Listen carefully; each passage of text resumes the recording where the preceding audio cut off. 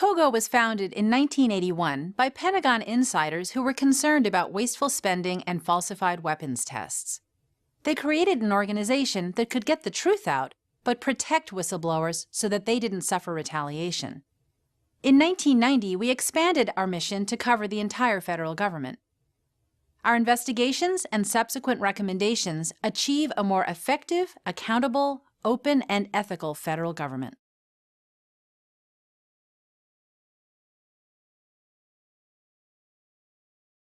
With the decline of investigative journalism, we're one of the few places left that's able to invest the time to dig into complicated problems. If we want to keep our democracy strong, we need to shine a light on the things that undermine the integrity of government, conflicts of interest, unethical behavior, and the undue influence of the revolving door between the government and industry. We identify solutions to those problems and educate both the public and policymakers about what can be done to make systemic improvements. We need the resources to do the time-consuming investigations, outreach, and advocacy so that we can better inform, engage, and empower the public and policymakers to fix the problems we've uncovered.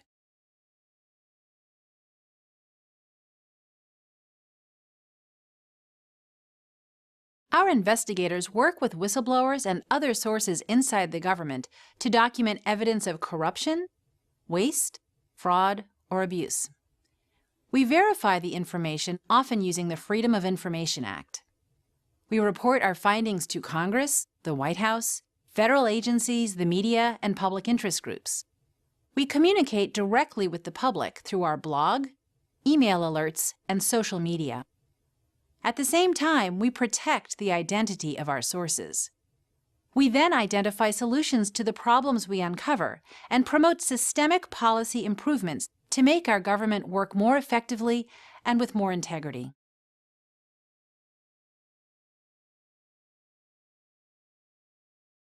We're recognized as being fact-based and genuinely nonpartisan in a town where both are rare.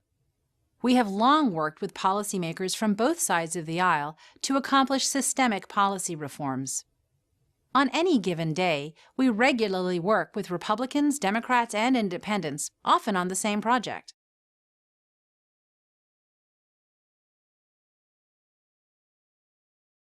Our short-term metrics for success include getting POGO supporters to communicate with policymakers through our action alerts and sharing our content on their social media platforms. Another metric for success is when our staff is asked to testify before Congress on our investigations. In the long term, we're results-oriented. We only consider it a success when we achieve systemic change that advances transparency and accountability priorities in both the administration and Congress.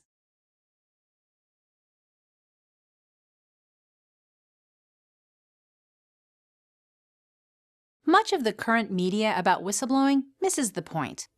The issues we should be focusing on are how excessive secrecy is undermining our constitutional democracy and how intelligence community whistleblowers need better options.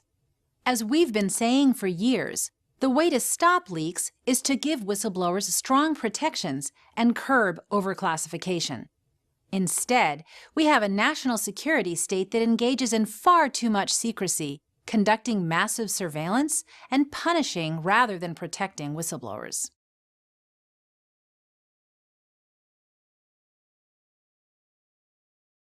We exposed corruption at the Minerals Management Service that contributed to the reorganization of that agency, as well as recovered nearly $500 million that oil and gas companies owed to state and federal governments.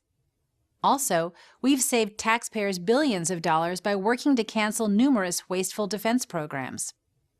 We've enhanced security at nuclear weapons facilities and commercial reactors. We created a contractor misconduct database that the federal government replicated in order to track the companies it does business with. We've also helped victims of the largest groundwater contamination in U.S. history at Camp Lejeune obtain health care for cancer and other ailments they contracted due to chemical exposure.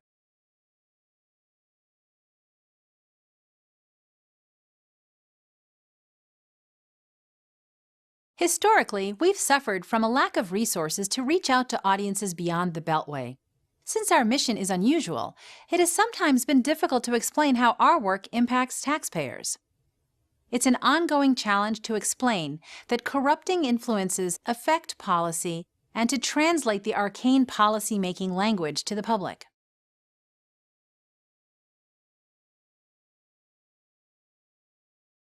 It's important to note that in order to preserve our integrity and independence, we deliberately limit our funding to sources that don't have a financial stake in the outcome of our investigations. As a result, POGO does not take money from the government, corporations, or labor unions. That's why individual donors like you are so important to us. If we had additional resources, we would be able to more effectively reach out to a larger public. We want to increase the size of our informed and engaged army of good government advocates.